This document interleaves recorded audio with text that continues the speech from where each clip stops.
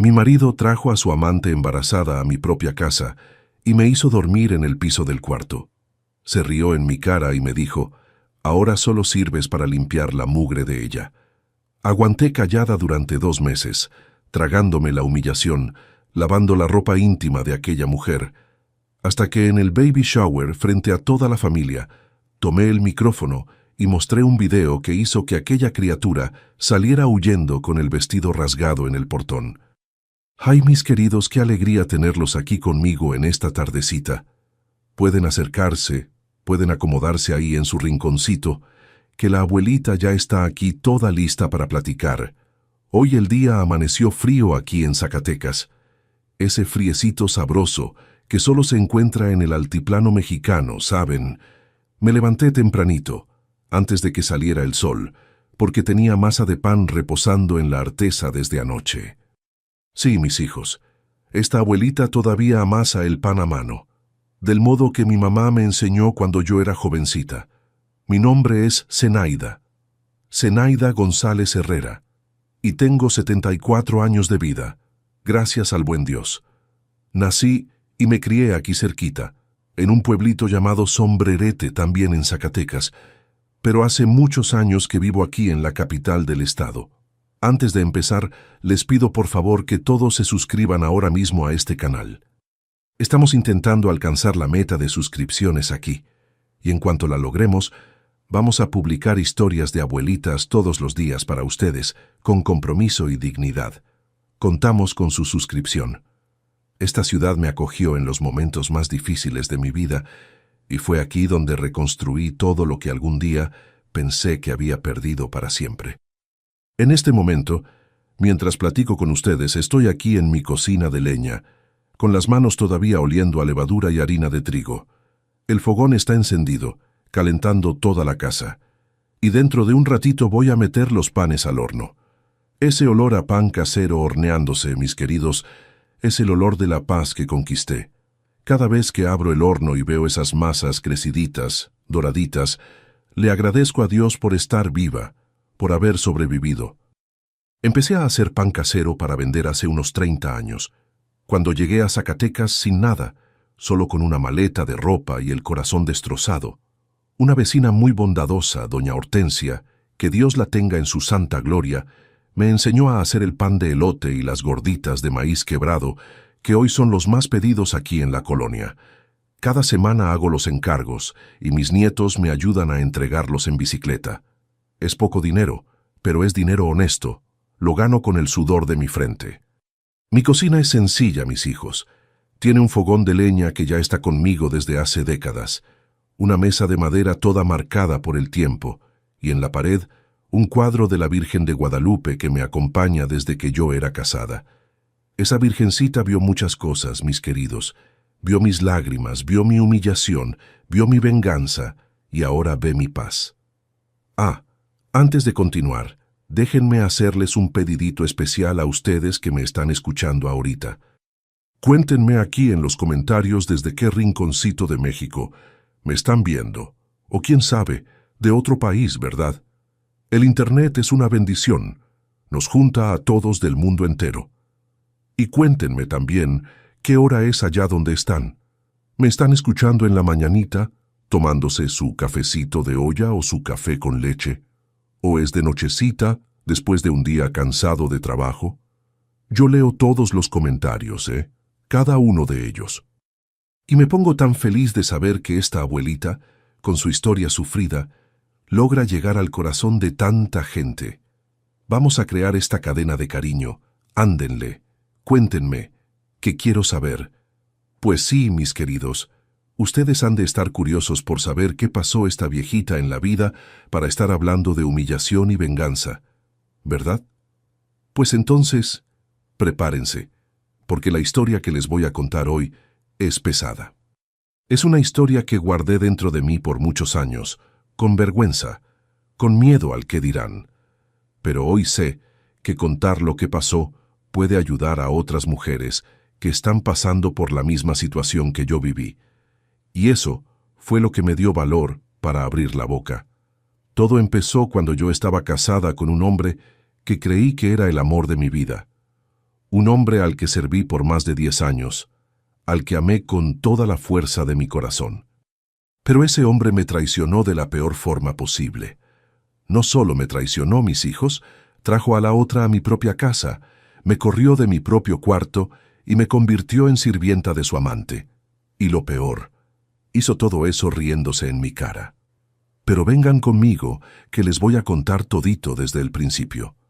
Saben, mis queridos, para que entiendan bien lo que viví, necesito regresar allá al principio, a mi infancia, en Sombrerete.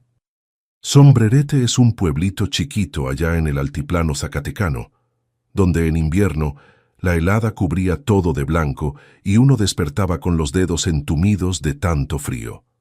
En aquel tiempo, estamos hablando de los años 50 y 60, la vida era muy diferente de lo que es hoy. Mi papá se llamaba Tertuliano, un hombre serio, de pocas palabras, que trabajaba en el campo de sol a sol. Sembraba maíz, frijol, calabaza y criaba unas vaquitas de leche para mantener a la familia. Mi mamá, doña Gertrudis, era el corazón de la casa. Mujer fuerte, de manos callosas, que se levantaba antes que todos para encender el fogón y solo se iba a dormir después de que el último hijo estuviera en la cama. Tuvieron 7 hijos, y yo era la cuarta. Estaba Venancio, el mayor, después Nicolasa, Querubín, yo, Lindaura, Otacilio y la más chiquita, Idalina. Nuestra casa era de adobe, de esas construcciones antiguas que crujían cuando el viento soplaba fuerte. Tenía solo 2 cuartos, uno para mis papás y otro donde todos nosotros, los 7 hermanos, dormíamos amontonados en 3 camas. En invierno nos apretábamos para darnos calor, y en verano abríamos las ventanas y dejábamos que entrara la brisa de la sierra. La cocina era el cuarto más importante, con el fogón de leña que nunca se apagaba, y la mesa larga donde hacíamos todas las comidas juntos. Mi infancia fue sencilla, pero no fue infeliz. No. No teníamos juguetes comprados en tienda, pero inventábamos juegos con todo. Yo y mis hermanos hacíamos muñecas de olote de maíz, carritos de latas de sardina, y pasábamos las tardes corriendo por los campos, subiéndonos a los árboles, bañándonos en el arroyo que pasaba detrás del terreno del vecino. Mi mamá siempre decía: los niños tienen que jugar mientras puedan, porque la vida de adulto es muy pesada. Recuerdo que mi tarea desde chiquita era ayudar a mi mamá en la cocina. Con 6, 7 años, yo ya sabía pelar papas, desgranar maíz y lavar los trastes en la pila de afuera. Mi mamá me enseñaba todo con paciencia, y fue con ella que aprendí a hacer até de membrillo, esa jalea espesa que untábamos en el pan por las mañanas. También aprendí a hacer los frijoles charros, platillo típico de nuestra región, que hasta hoy les hago a mis nietos. Mi papá era un hombre bueno, pero duro, no admitía desobediencia y no le gustaban los berrinches. Si uno se quejaba de algo, nos miraba con esos ojos serios y decía: hay gente pasando hambre por ahí y tú te vas a quejar con la panza llena. Uno aprendía a tragarse el llanto y seguir adelante. Tal vez fue por eso que me volví una mujer tan callada, tan acostumbrada a tragarme las cosas. Desde niña aprendí que quejarse no servía de nada. Mi mamá, pobrecita, trabajaba sin parar. Además de cuidar la casa y a los 7 hijos, todavía ayudaba a mi papá en el campo cuando se necesitaba y hacía costura por fuera para ganarse unos centavitos. Cosía vestidos de novia, ropa de bautizo, y a veces se quedaba hasta la madrugada en el pedal de la máquina de coser, aquella máquina Singer antigua, que hacía un ruido rítmico que yo escuchaba desde el cuarto. Yo admiraba a mi mamá más que a cualquier persona en el mundo.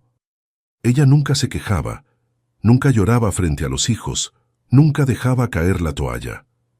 En la escuela, yo era una alumna dedicada. Estudié hasta 4º de primaria, que era lo máximo que había en Sombrerete en aquel tiempo. Después de eso, las muchachas o se iban a trabajar al campo o se iban a la ciudad grande a probar suerte como empleadas domésticas. Yo me quedé en casa ayudando a mi mamá hasta que cumplí 17 años. Fue cuando conocí al que sería mi marido. En aquel tiempo, las muchachas no andaban de novias así como hoy en día. Uno se conocía en la iglesia en los bailes de fin de semana, en las fiestas patronales. Y fue justamente en una fiesta del pueblo, en septiembre de 1968, que conocí a Arístides. Él era de Zacatecas capital, había venido a Sombrerete a visitar a unos parientes, y me sacó a bailar. Yo tenía 17 años, casi 18, y me pareció el hombre más guapo del mundo. Alto, de ojos claros, con un bigotito finito que estaba de moda en aquella época. Arístides me cortejó como se debía, como se hacía antiguamente.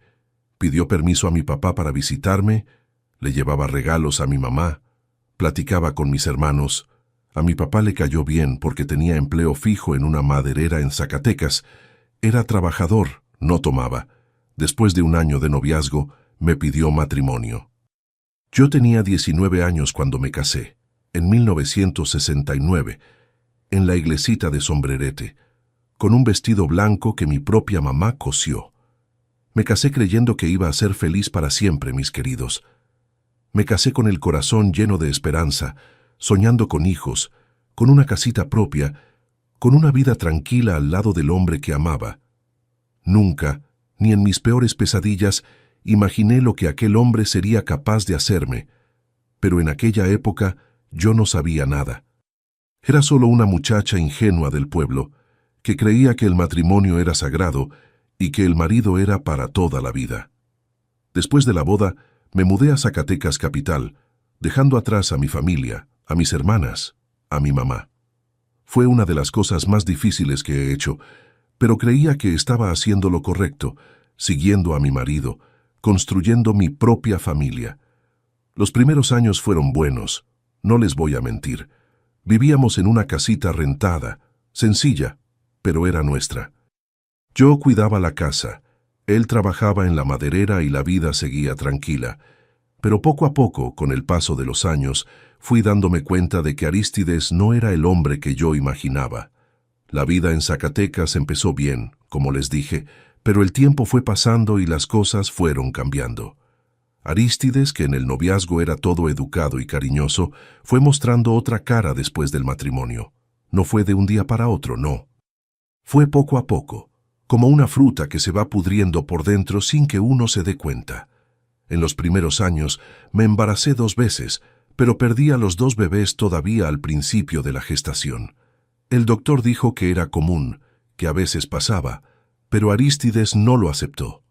Empezó a culparme, a decirme que yo era débil, que no servía ni para darle un hijo. Esas palabras dolían más que una cachetada, mis queridos. Yo lloraba escondida en el baño, pidiéndole a Dios que me diera un hijo, que curara lo que fuera que estuviera mal en mí. Con el paso de los años, Arístides fue poniéndose cada vez más grosero. Criticaba mi comida, se quejaba de la casa, decía que yo no hacía nada bien. Cuando llegaba del trabajo de mal humor, yo ya temblaba por dentro, sin saber qué iba a pasar. A veces se quedaba en silencio, ignorándome por días. Otras veces gritaba tanto que los vecinos debían escuchar.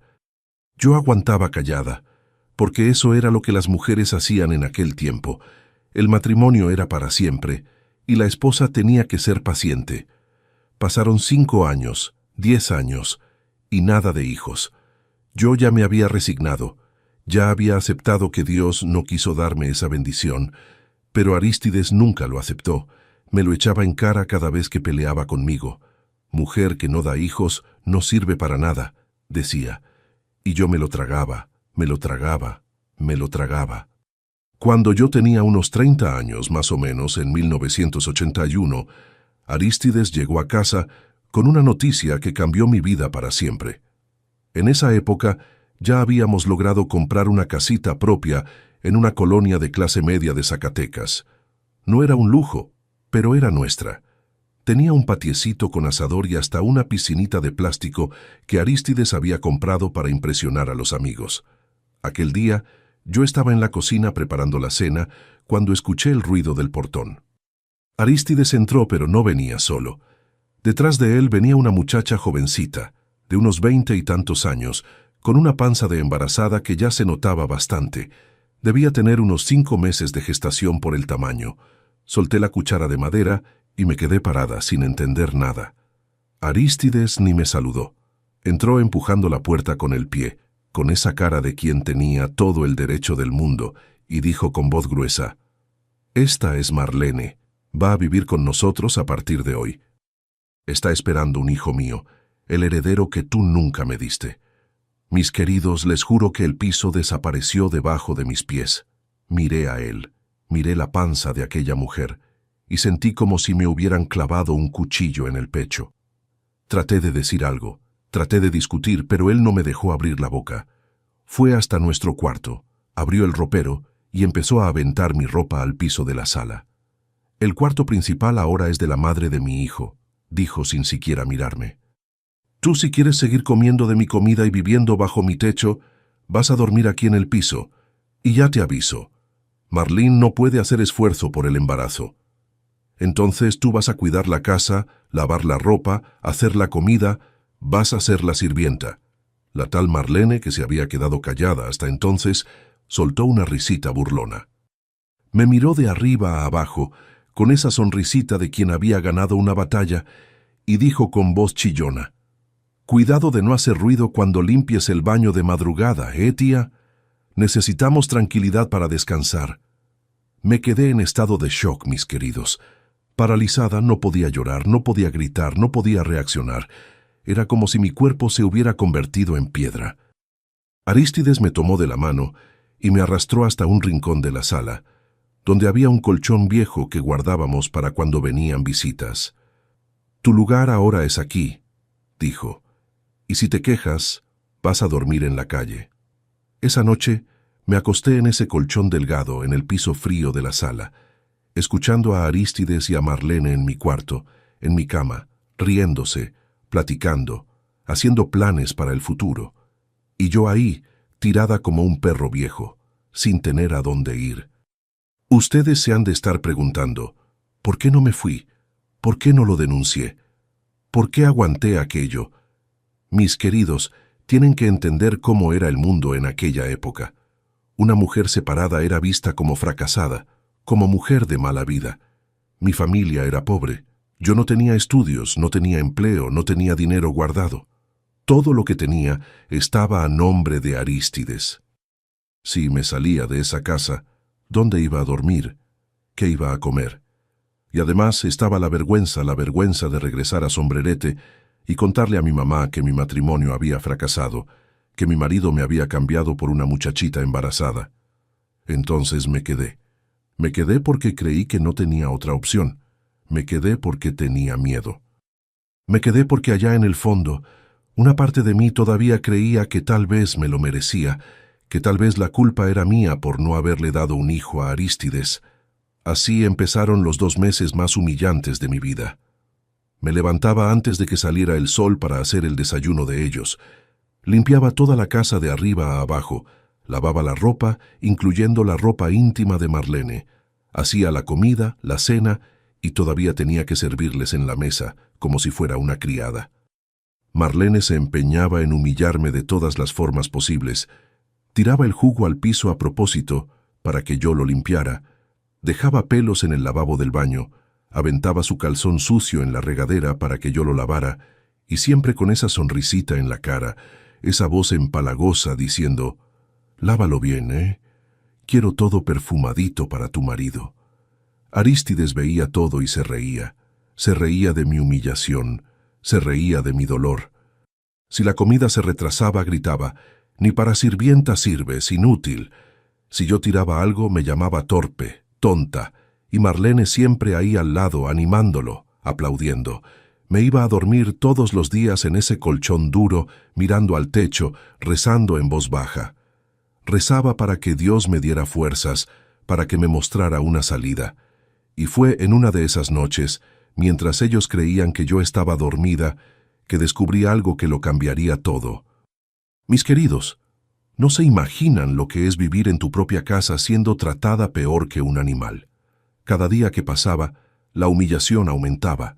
Arístides y Marlene se empeñaban en recordarme a cada momento que yo no era nada, que no valía nada, que solo estaba ahí porque ellos lo permitían. Marlene tenía un placer sádico en maltratarme. Inventaba trabajos para que yo hiciera, cosas que no necesitaban hacerse, solo para verme trabajando, para verme cansada. Me mandaba lavar la misma ropa 2, 3 veces, diciendo que no estaba limpia. Yo tallaba hasta que los dedos me quedaban en carne viva, y ella venía, olía, hacía una mueca de asco y decía: «Todavía apesta, lávala otra vez».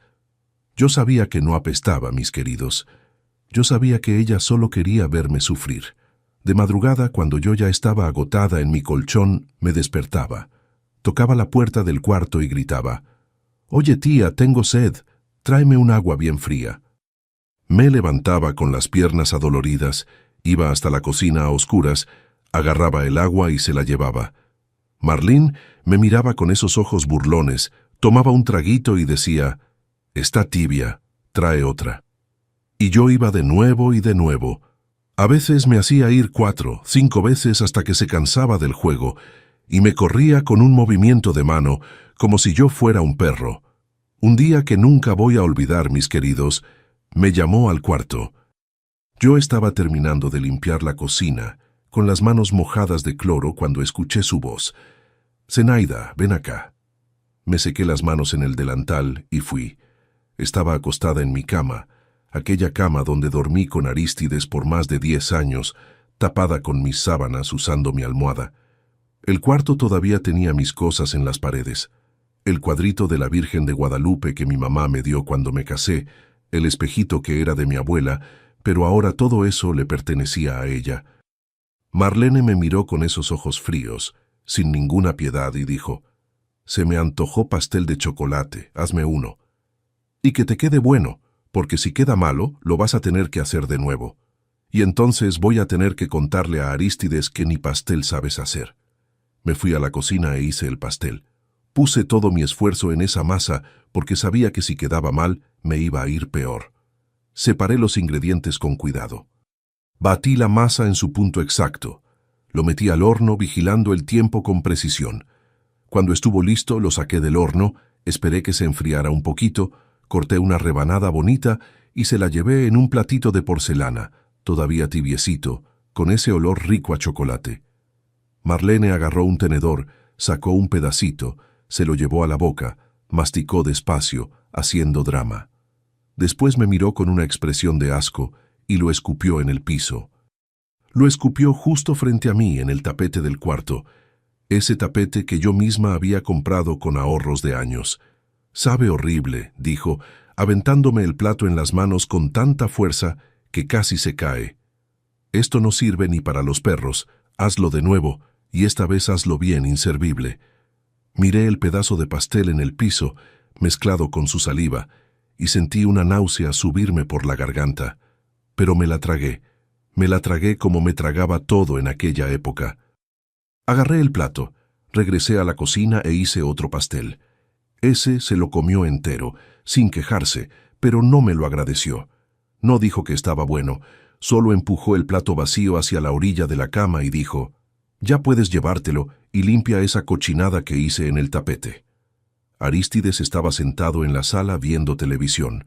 Escuchó todo, mis queridos. Escuchó que ella me mandó a hacer pastel, escuchó que lo escupió, escuchó que me llamó inservible y no hizo nada. No dijo una palabra en mi defensa.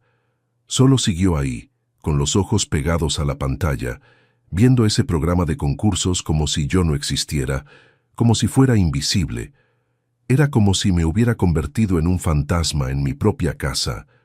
Un fantasma que trabajaba, que servía, pero que nadie veía, nadie escuchaba. Pero lo peor, mis queridos, lo que más me dolía en el alma, era verlos juntos. Ver a Arístides acariciar la panza de Marlene con cariño, hablarle con voz dulce al bebé que todavía no había nacido, prometerle el cielo y las estrellas a esa criatura. «Mi hijito va a tener de todo», decía. «Va a estudiar en la mejor escuela, va a tener el mejor cuarto, va a ser el orgullo de su papá». Él nunca me habló así, mis queridos. Nunca me trató con esa ternura, ni cuando éramos recién casados, ni en las noches que lloré por los hijos que perdí. Y yo ahí en el rincón, viendo esa escena, sintiendo mi corazón partirse en 1000 pedazos. Hubo una noche en que hicieron una cena especial. Arístides trajo vino, de esos vinos caros que nunca me había comprado a mí. Encendió velas en la mesa de la sala, puso música romántica en el radio, esa música italiana que él decía que era cosa fina. Se sentaron a la mesa, brindaron, se rieron, se besaron. Marlene estaba toda arreglada, con vestido nuevo, cabello suelto. Arístides la miraba como si fuera la mujer más hermosa del mundo, y yo estaba en la cocina lavando los trastes sucios de ellos, escuchando todo, escuchando las risas, los susurros, los «te amo» que él nunca me dijo, y tallaba los platos con fuerza, tragándome las lágrimas junto con el agua del fregadero, tratando de no hacer ruido para no molestar su romance. Cuando terminé de limpiar, me fui a mi rincón de la sala, a mi colchón. Pero antes de acostarme, Marlene apareció en la puerta de la cocina con esa sonrisita malvada en la cara, la copa de vino todavía en la mano. «Se me olvidó avisarte», dijo, dándole un traguito al vino, como si fuera una reina.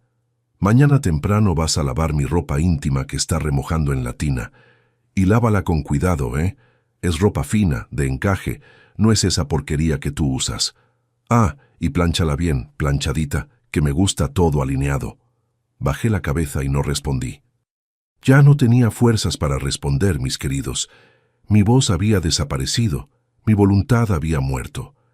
Era solo un cuerpo que se movía, que hacía lo que le mandaban, que obedecía sin cuestionar, como un robot, como una muñeca de trapo que no siente nada.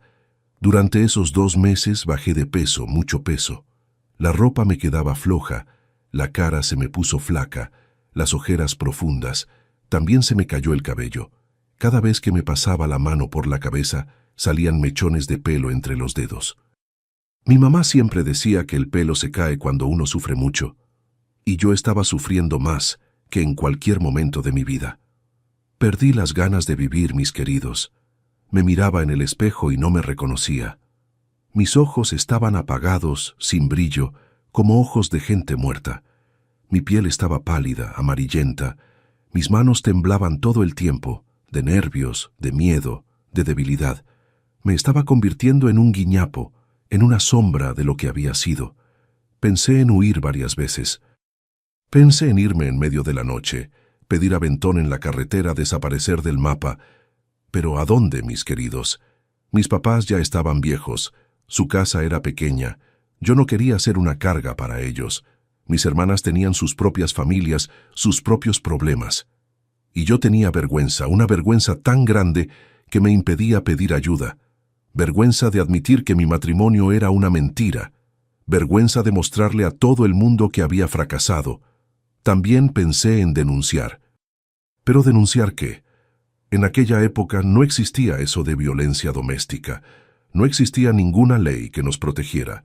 No existía ministerio público especializado en mujeres. El marido podía hacer lo que quisiera con la esposa y la sociedad miraba para otro lado. Si yo iba a la delegación, se iban a reír en mi cara, me iban a decir que tenía que resolver mis problemas en casa, que la ropa sucia se lava en familia, que la mujer decente aguanta callada. Entonces me quedé y aguanté. Pero mis queridos, debajo de esa mujer callada, de esa mujer sumisa que servía la comida y lavaba la ropa, algo estaba cambiando. Una rabia silenciosa estaba creciendo dentro de mí. Una rabia que guardaba en el fondo del pecho, que alimentaba a escondidas cada noche antes de dormir, que nadie veía, nadie sospechaba. Y fue esa rabia la que me dio fuerzas para hacer lo que hice. Resulta que Arístides tenía un escritorio en la casa, un cuartito pequeño en el fondo, donde guardaba papeles de la maderera y se la pasaba en la computadora. Sí, mis queridos, en aquella época ya existían computadoras, esas máquinas grandotas que casi nadie sabía usar bien. Arístides había aprendido a usarla para el trabajo y vivía encerrado en ese cuartito, creyéndose muy moderno. Lo que él no sabía es que las paredes de ese escritorio eran delgadas, muy delgadas. Y que yo, desde mi rincón de la sala recargada en la pared, podía escuchar todo lo que él hablaba allá adentro. Fue así como descubrí que tenía teléfono en el escritorio, una extensión aparte, y que Marlene usaba ese teléfono para hacer llamadas escondidas cuando él no estaba en la casa. Empecé a poner atención. Cada vez que Arístides salía, Marlene corría al escritorio, cerraba la puerta y se quedaba horas en el teléfono hablando bajito, riéndose, susurrando. Yo me escabullía por la casa en silencio, pegaba la oreja a la pared y escuchaba pedazos de conversación. «Amor», decía ella, «aguanta solo un poquito más, amor». Y yo pensaba, ¿amor? ¿Cuál amor es ese? Si el amor de ella era Arístides, fue cuando empecé a juntar las piezas del rompecabezas, y lo que descubrí, mis queridos, lo cambiaría todo. Mis queridos, llegó el momento de contarles la parte más difícil de esta historia. El momento en que toqué fondo en el pozo más oscuro, pero también el momento en que encontré una lucecita de esperanza en medio de la oscuridad. Después de que descubrí las llamadas escondidas de Marlene, empecé a investigar. Me convertí en una detective dentro de mi propia casa. Ponía atención a cada detalle, a cada movimiento, a cada palabra susurrada. Anotaba todo en mi cabeza, los horarios en que llamaba, el tono de voz que usaba, las risitas que soltaba. Y fue así, con paciencia de hormiga, que descubrí la verdad que Arístides ni soñaba. Una tarde de jueves, me acuerdo como si fuera ayer, Arístides había salido a resolver unas cosas en la maderera. Dijo que iba a tardarse, que tenía junta con los socios. En cuanto su carro desapareció en la esquina, Marlene corrió al escritorio como siempre hacía. Cerró la puerta con prisa, pero no le puso llave. Nunca le ponía, porque creía que yo era demasiado tonta para sospechar algo. Yo estaba en la cocina fingiendo que lavaba los trastes. Esperé unos minutos. Después cerré la llave muy despacio para no hacer ruido. Me quité los zapatos y caminé de puntitas hasta la pared que dividía la sala del escritorio. Pegué la oreja conteniendo la respiración, y esta vez, mis queridos, pude escuchar toda la conversación. La voz de Marlene era clara, animada, completamente diferente del tono empalagoso que usaba conmigo. Era voz de mujer enamorada, de mujer que platica con el novio. «Amor, aguanta solo un poquito más», decía con ese modo coqueto. «Este viejo baboso de Arístides se cree todo lo que le digo. Es muy fácil engañarlo, ni te imaginas. Él cree que es el machote, el semental, pero no pasa de ser un tonto». Me congelé, mis queridos. Mis manos empezaron a temblar. Mi corazón se disparó. Seguí escuchando sin moverme. «El hijo ni es de él. Es tuyo, tontito». Marlene siguió riéndose. «Ya sé que eso quedamos, pero a veces me da miedo de que se te olvide. Este niño aquí en mi panza es tuyo, amor. Sangre de tu sangre. Arístides solo va a servir para pagar las cuentas y darle el apellido». Casi me caigo para atrás. Tuve que sostenerme de la pared para no hacer ruido. Las piernas se me aflojaron. Se me nubló la vista por un segundo. El hijo no era de Arístides. El hijo que él tanto quería, el heredero que tanto soñaba, no tenía nada que ver con él. Era de otro hombre. Marlene estaba aplicando un fraude. Siguió hablando, cada palabra más impactante que la otra. «En cuanto ponga la casa a mi nombre y registre al niño como hijo suyo, le doy una patada a este tonto y nos quedamos con todo, amor. La casa, el dinero, todo. El tipo es tan bruto que está comprando cuna de oro para el hijo de otro. Cuna importada de esas caras, y yo aquí fingiendo que lo quiero, aguantando ese aliento a cigarro y ese cuerpo flojo. Pero falta poco. Pronto vamos a estar juntos, viviendo en la casa que era de él, gastando el dinero que era de él». Mis queridos, me quedé paralizada ahí no sé cuánto tiempo. Debieron haber sido unos 10 minutos, pero parecieron una eternidad. Cuando Marlene colgó el teléfono, me alejé de la pared en silencio y regresé a mi rincón de la cocina. Fingí que estaba limpiando la estufa cuando ella salió del escritorio toda sonriente y se fue a la sala a ver televisión. Esa noche no pude dormir. Me quedé acostada en el colchón mirando al techo, con la mente a 1000 por hora. Una parte de mí sintió una satisfacción amarga, lo confieso. Arístides, que me humilló tanto, que me trató como basura, que me desechó como si yo no valiera nada, Estaba siendo hecho el ridículo por una muchacha de 20 años. Él creía que era el machote, el semental, el padre orgulloso, y no era más que un títere en manos de una estafadora. Pero junto con esa satisfacción, mis queridos, vino un pensamiento más urgente. Si Marlene conseguía lo que quería, se iba a quedar con la casa donde viví por más de 10 años, la casa que ayudé a pagar con mi trabajo, con mis ahorros, con mi vida de sacrificio. A mí me iban a echar a la calle sin nada, mientras esa mujer vivía como reina en mi lugar. Fue en ese momento, acostada en ese colchón duro, con el cuerpo adolorido y el alma destrozada, que entendí algo fundamental. Tenía que actuar. No podía seguir callada. No podía seguir esperando que alguien me salvara.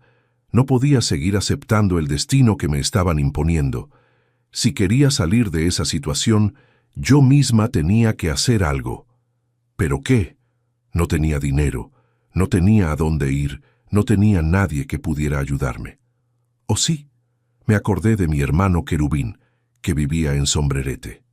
No nos hablábamos mucho, porque a Arístides no le gustaba que yo mantuviera contacto con mi familia. Pero yo sabía que Querubín era un hombre de palabra, un hombre que haría cualquier cosa por su hermana. Y tenía un hijo, Querubín hijo, que en esa época debía tener unos 18 años, muchacho listo y valiente. Empecé a planear en secreto. Primero, necesitaba pruebas. Necesitaba algo concreto para mostrarle a Arístides, para mostrarle a todo el mundo que Marlene era una mentirosa. Y fue entonces que me acordé de la grabadora.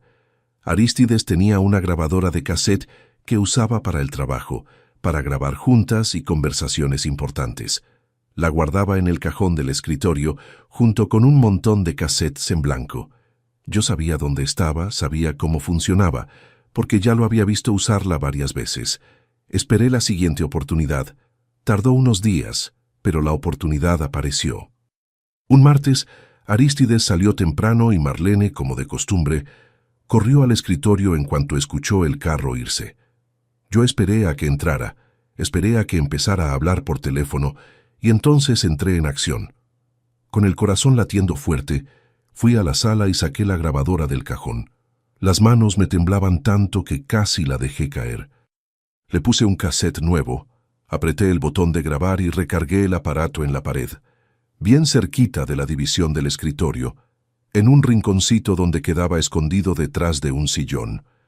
Me quedé ahí parada, conteniendo la respiración, mientras Marlene platicaba con el tal novio. Dijo todo de nuevo, mis queridos. Dijo que el hijo era del otro, habló del plan para quedarse con la casa, dijo que Arístides era un tonto, un baboso, un idiota que se creía todo. Y la grabadora registró cada palabra, cada risa, cada detalle. Cuando colgó el teléfono, corrí de regreso a mi rincón de la sala, agarré la grabadora y escondí el cassette en un lugar que solo yo sabía, dentro de una lata de galletas vieja que estaba en el fondo de la alacena de la cocina, detrás de un montón de ollas que nadie usaba. Mi corazón latía tan fuerte que creí que iba a explotar. Pero, mis queridos, por primera vez en meses, sentí algo diferente al miedo y la tristeza. Sentí esperanza, y más que eso, sentí poder. Por primera vez desde que todo eso empezó, tenía algo en la mano. Tenía un arma. En los días siguientes, seguí con mi rutina de humillación. Seguí haciendo la comida, lavando la ropa, obedeciendo órdenes, agachando la cabeza. Pero por dentro, mis queridos, era otra persona. Por dentro estaba planeando cada detalle de lo que iba a pasar. Arístides, sin saber nada, estaba todo emocionado organizando el baby shower para Marlene. Quería hacer una fiesta grande, invitar a toda la familia, a los amigos, a los socios de la maderera. Quería mostrarle a todo el mundo que iba a ser papá, que había conseguido el heredero que siempre quiso, que era el hombre que siempre creyó ser. Y yo pensé, con una calma que ni sabía que tenía, esta es mi oportunidad. Es en la fiesta, frente a todos, que voy a mostrar quién es quién en esta historia. El día más difícil fue cuando Arístides me llamó a la sala y me dijo, «Tú vas a ayudar a organizar la fiesta, Vas a limpiar la casa de arriba a abajo, vas a hacer botanas, vas a atender a los invitados y vas a hacer todo con una sonrisa en la cara.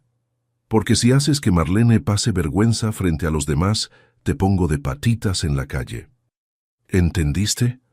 Miré a él, miré a Marlene, que estaba sentada en el sillón con la mano en la panza, poniendo cara de santita, y respondí con la voz más tranquila y más firme del mundo. Sí, señor. No se preocupe, yo me encargo de todo. Va a ser una fiesta inolvidable. Marlene frunció el ceño, desconfiada. Creo que esperaba que yo llorara, que me quejara, que hiciera drama. Pero yo estaba demasiado serena, demasiado tranquila. Me miró con esos ojos de víbora, tratando de descubrir qué estaba pensando, pero no pudo. Yo había aprendido a esconder mis sentimientos muy bien. La noche antes del baby shower me acosté en mi colchón por última vez. Miré al techo de esa sala que había sido mi prisión durante 2 meses. Pensé en todo lo que había pasado, en todas las humillaciones, en todas las lágrimas tragadas, en todas las noches sin dormir. Pensé en la mujer que era antes de que todo esto pasara y en la mujer en que me había convertido. Y me prometí a mí misma, en silencio, mirando la imagen de la Virgen de Guadalupe en la pared. Mañana todo cambia. Mañana le muestro a ese hombre y a esa mujer de lo que soy capaz. Mañana dejo de ser víctima. Ya no iba a quedarme callada. Iba a rugir. El día del baby shower llegó, mis queridos. ¿Y qué día fue aquel? Un día que quedó marcado en mi memoria para siempre. Cada detalle, cada segundo. Me desperté antes que todos, como siempre, cuando el cielo todavía estaba oscuro y los pajaritos empezaban a cantar. Pero esta vez era diferente. Esta vez no desperté con miedo, no desperté con peso en el corazón. Desperté con determinación. Sabía exactamente lo que iba a hacer y estaba lista. Empecé a preparar la fiesta todavía de madrugada. Limpié toda la casa de arriba a abajo. Tallé el piso hasta que brilló. Arreglé las mesas en el patio con los manteles bonitos que Arístides había comprado. Inflé los globos azules y rosas que él había mandado traer de la ciudad. Colgué las pancartas de «Es un niño». Organicé los adornos. Preparé las botanas con esmero. Tacos dorados, tostadas de tinga, empanadas, quesadillas, todo fresquecito, todo en su punto. Acomodé las bebidas en el refrigerador. Organicé los vasos, los platos, las servilletas. Hice todo con dedicación, mis queridos, como si fuera la fiesta más importante de mi vida. Y lo era. Era la fiesta más importante de mi vida, solo que no por el motivo que Arístides imaginaba. Él se despertó tarde, todo animado, se dio un baño largo, se puso una camisa nueva de botones, se peinó el cabello con gel, se echó perfume. Parecía un pavo real todo presumido, caminando por la casa, revisando los preparativos. «Quedó bonito», dijo, mirando el patio arreglado. «Hasta que para algo sirves, ¿no, Zenaida?». Me tragué la respuesta que quería darle y seguí trabajando.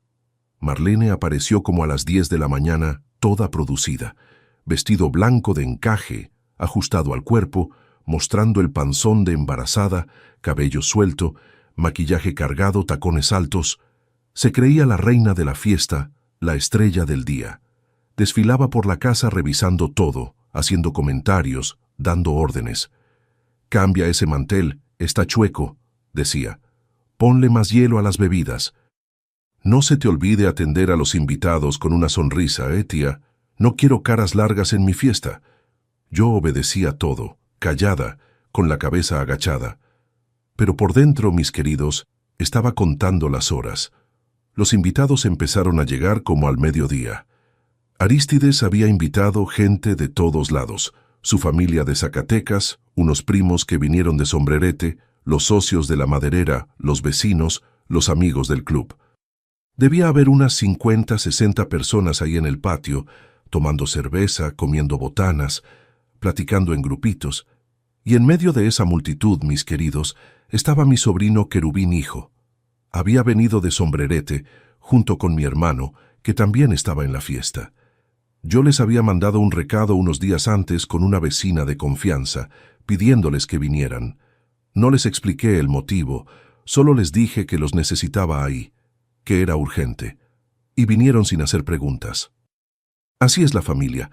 Marlene era la reina de la fiesta. Paseaba entre los invitados recibiendo felicitaciones, abrazos, regalos. Se acariciaba la panza, sonreía, agradecía. «Ay, gracias», decía con esa voz empalagosa. «Estoy tan feliz. Arístides es el mejor marido del mundo». Y los invitados aplaudían, elogiaban, felicitaban al futuro papá. Y yo estaba en mi lugar de siempre, sirviendo. Caminaba por el patio con las charolas de botanas, ofrecía bebidas, recogía los vasos vacíos, les sonreía a los invitados con esa sonrisa falsa que había aprendido a hacer durante esos 2 meses. Nadie ahí sabía lo que yo estaba viviendo. Para ellos, yo era solo la esposa vieja que había aceptado la situación, que se había conformado con compartir al marido. Pobre Zenaida, debían pensar. Qué triste, qué resignada. A media tarde, como a las 3, llegó la hora de los discursos. Arístides, ya medio pasado de copas de tanta cerveza, agarró el micrófono que había rentado para la fiesta y se subió a un banquito de madera para que todos lo vieran. La música de banda que estaba sonando se detuvo y todas las miradas se volvieron hacia él. «Mi gente», empezó con la voz pastosa de borracho. «Quiero agradecerles a todos los que vinieron hoy a celebrar este momento tan especial de mi vida. No saben cuánto soñé con este día, el día en que por fin iba a ser padre». Los invitados aplaudieron. Marlene puso cara de emocionada, llevándose la mano al corazón. Arístides continuó, cada vez más emocionado. «Quiero agradecer especialmente a mi Marlene, esta mujer maravillosa, esta diosa que me está dando una familia de verdad, el heredero que siempre quise, el hijo que va a llevar mi nombre, mi sangre, mi legado». Más aplausos. Marlene le mandó un besito. Y entonces, mis queridos, Arístides volteó hacia el rincón donde yo estaba, con la charola de botanas en la mano, y dijo con esa sonrisa burlona: «Y quiero agradecer también a mi exmujer, a Zenaida, que está ahí sirviendo las botanas. Le agradezco que haya entendido su lugar y que haya aceptado la situación con dignidad. Al fin y al cabo, no cualquier mujer acepta ser reemplazada así, ¿verdad?». Algunos invitados se rieron, encontrándole gracia al chiste cruel. Otros se quedaron en silencio, incómodos. Marlene soltó una risita mirándome con burla. Y fue ahí, mis queridos, fue en ese exacto momento. La hora había llegado. Dejé la charola de botanas en una mesa, atravesé el patio caminando firme y me subí al banquito al lado de Arístides. Él me miró confundido, sin entender qué estaba haciendo. «¿Qué es esto, Zenaida?», dijo, tratando de empujarme. «Bájate de ahí, loca». Pero no me bajé. Le quité el micrófono de la mano antes de que pudiera reaccionar. Trató de arrebatármelo, pero lo sostuve con una fuerza que ni yo sabía que tenía. «Con permiso, gente», dije con la voz clara y alta, sin temblar. «Yo también tengo un homenaje que hacerle a la pareja, un regalo especial que preparé durante estos 2 meses de silencio. Creo que les va a gustar». El silencio se apoderó del patio. Todos los ojos estaban en mí. Marlene se levantó de la silla, con la cara empezando a ponerse pálida. Arístides trató de nuevo de quitarme el micrófono, pero mi hermano, Querubín, que estaba ahí cerca, le detuvo el brazo. Miré a mi sobrino Querubín, hijo, que estaba junto al equipo de sonido donde sonaba la música de la fiesta. Tenía una grabadora portátil en las manos, esa grabadora que le había pedido que trajera de sombrerete. Y dentro de la grabadora estaba el cassette que yo había grabado. «Échale», le dije, mirándolo a los ojos. Querubín hijo apretó play. La voz de Marlene resonó por todo el patio, alta y clara saliendo de las bocinas. «Amor, aguanta solo un poquito más. Este viejo baboso de Arístides se cree todo. El hijo ni es de él, es tuyo. En cuanto ponga la casa a mi nombre y registre al niño como hijo suyo, le doy una patada a este idiota y nos quedamos con todo. Es tan bruto que está comprando cuna de oro para el hijo de otro». El silencio que se hizo en ese patio, mis queridos, fue el silencio más profundo que he escuchado en mi vida. La música se había detenido, las pláticas se habían detenido, hasta el viento parecía haberse detenido. Nadie se movía, nadie hablaba, nadie respiraba. Todas las miradas iban de la bocina a Marlene, de Marlene a Arístides, de Arístides a mí. La cara de Arístides pasó por todos los colores. Primero se puso roja de coraje, después blanca de impacto, después verde de náusea. Miró la panza de Marlene, después la grabadora, después a mí. La boca se le abrió y cerró, sin que saliera ningún sonido. Marlene trató de correr. Dio unos pasos rápidos hacia el portón, tropezándose con sus propios pies, la cara desfigurada de pánico. Pero el tacón alto que traía puesto, ese tacón fino de reina, se quebró en una piedra del patio. Perdió el equilibrio, casi se cae de cara al piso, se agarró de una silla, se rasgó el vestido en el portón de hierro y salió corriendo a la calle así, descalza, con el vestido rasgado, gritando no sé qué. Nadie fue tras ella. Nadie sintió lástima. Todos se quedaron ahí parados, viendo el espectáculo. Solté el micrófono en el piso, haciendo ese acople agudo que le lastimó los oídos a todos, y dije en voz alta para que todos escucharan: «La casa no se va a poner a nombre de nadie, Arístides. Porque mientras tú jugabas al papá, yo busqué un abogado. Metí demanda de divorcio con pruebas de adulterio y abandono del hogar. Esta casa, el juez la embargó ayer.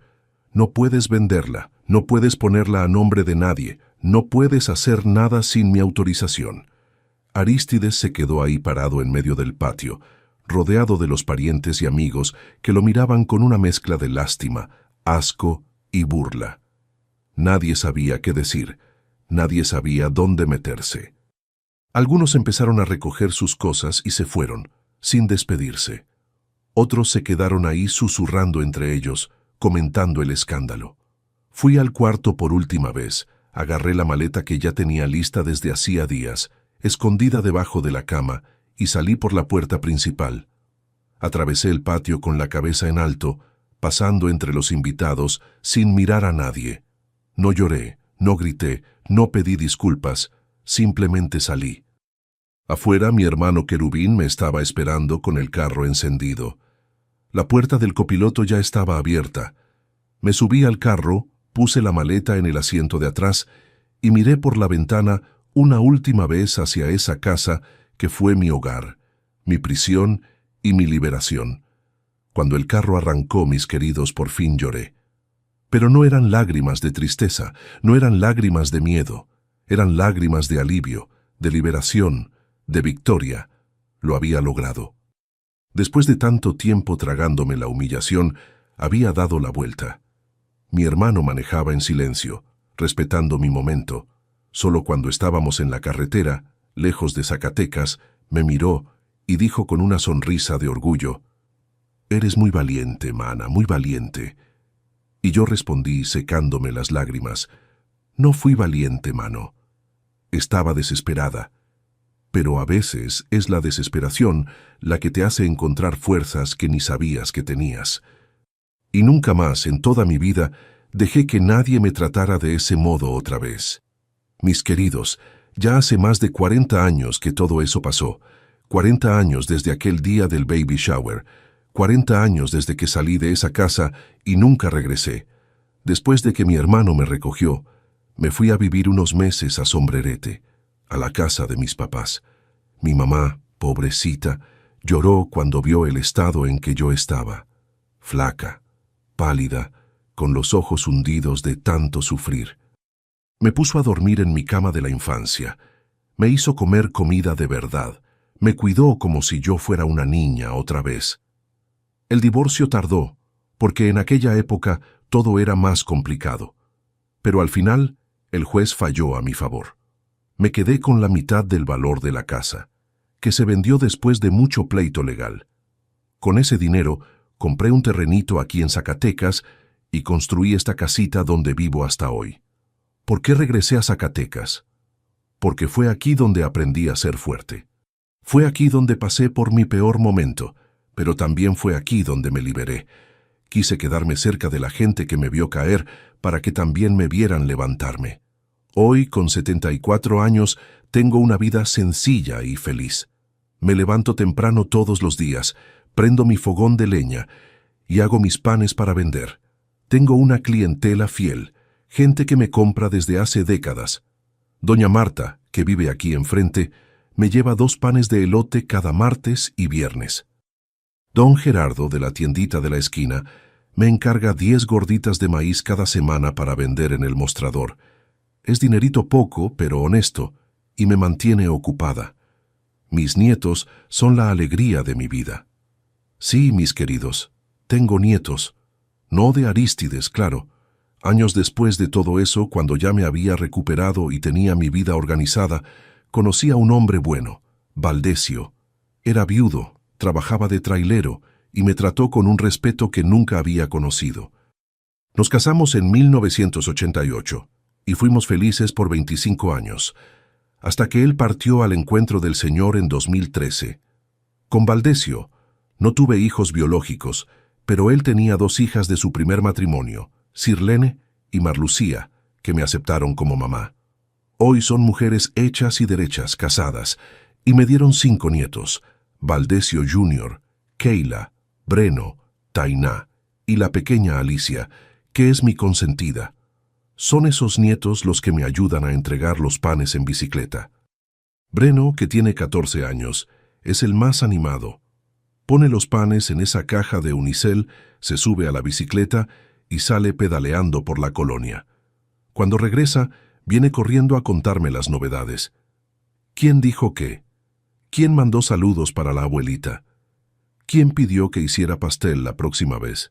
Mi rutina es tranquila. En las mañanas hago los panes. En las tardes cuido mi huertita de hierbas que tengo en el patio.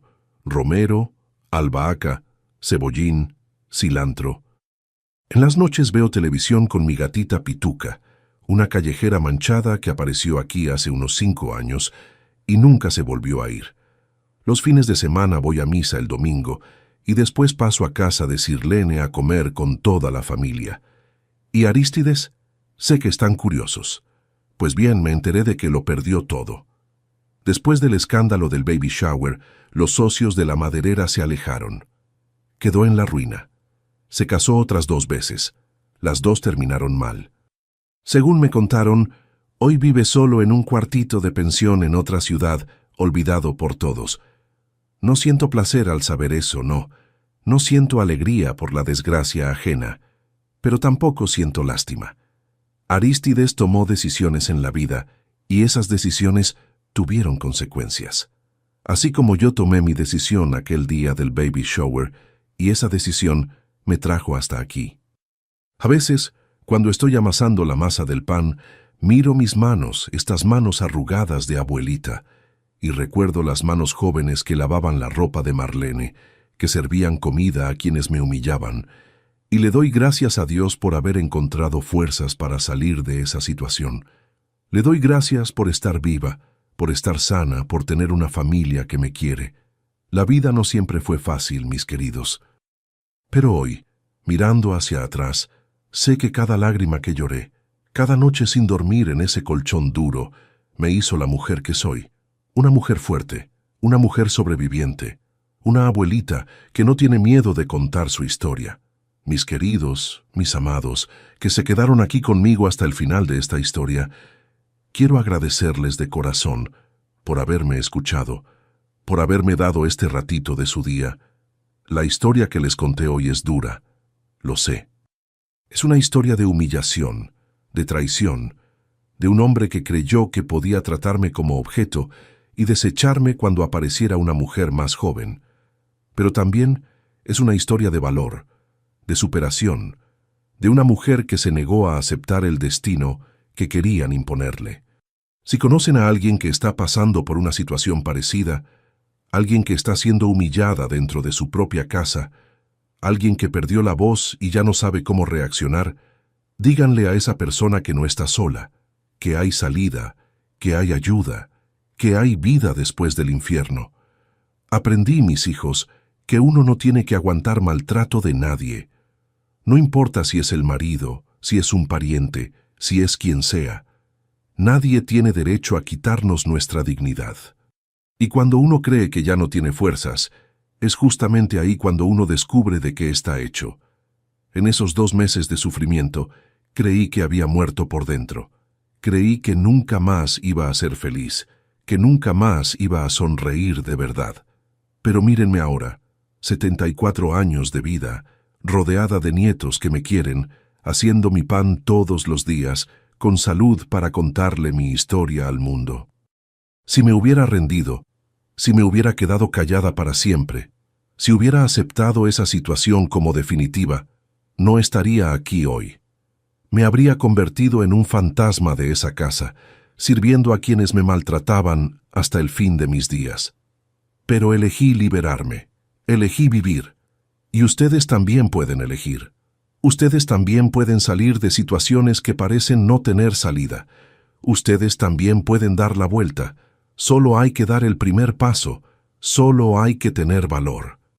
Mis queridos y mis queridas que me están viendo ahorita, si esta historia les tocó el corazón, si se emocionaron con lo que esta abuelita vivió, les pido una cosa. Suscríbanse a este canal y activen la campanita. No es solo por mí, es para que más mujeres, más personas que están sufriendo en silencio, puedan encontrar estas historias y saber que no están solas. Déjenme un comentario aquí abajo con la palabra fuerza. Solo quien vio hasta el final va a saber de esta palabrita. Comenten ahí, fuerza. Esa palabrita va a ser nuestro código, nuestro lazo de unión. Háganlo ahorita. No esperen ni un minuto más. Aprieten el botón de suscribirse, activen la campanita y dejen su comentario. Vamos a crear esta cadena de amor y apoyo. Vamos a mostrarle a quien está sufriendo que hay luz al final del túnel. Y para ti que estás pasando por una situación difícil en este momento, aguanta firme, mi hijo, mi hija. La tormenta pasa. Después de la lluvia más fuerte, siempre sale el sol. Yo soy prueba viva de eso. Que Dios bendiga a cada uno de ustedes. Que la Virgencita de Guadalupe proteja a todas las familias. Y hasta la próxima historia. Un beso de esta abuelita, Zenaida, desde Zacatecas.